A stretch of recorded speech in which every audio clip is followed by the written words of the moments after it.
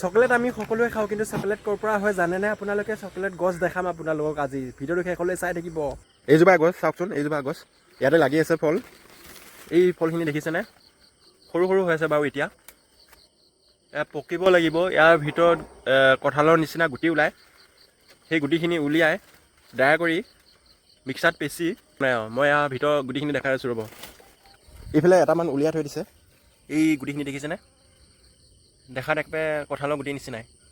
এই গুটিখিনি শুকুৱাই ড্ৰাই কৰি মিক্সাৰত পিচি পাউডাৰ বনাই তাৰপিছত চকলেট বনোৱা হয়। তাৰপিছত চেনি গাখীৰ এইবিলাকতো মিক্স কৰা হয়, জানেই আপোনালোকে। এইফালে চাওক, এয়া লাগি আছে চকলেট, ৰংচিয়া পৰিছে আৰু এইফালে চাওক পূৰা লাগি আছে। মই দূৰৰ পৰা দেখাই দিছোঁ ৰ'ব গছজোপা, এইজোপা আৰু আছে, বেলেগ এজোপা আছে, মই দেখাম। ইফালে এইয়া এজোপা খুব লাগে, ডালত লাগে, গা গছত লাগে। এইজোপা ফুলিছে আৰু এইয়া সৰু সৰু লাগিছে। এইয়া এজোপা হয়, ইয়াতে লাগি আছে চাওকচোন। এয়া ফল এই অমিতাৰ নিচিনা দেখাত। এইটো পকিছে, পকিব লাগিব। পকাৰ পিছত ইয়াৰ ভিতৰত গুটি ওলাব। গুটিখিনি ড্ৰাই কৰিব লাগিব, ড্ৰাই কৰি পিচি পাউডাৰ বনাব লাগিব। তাৰপিছত জানে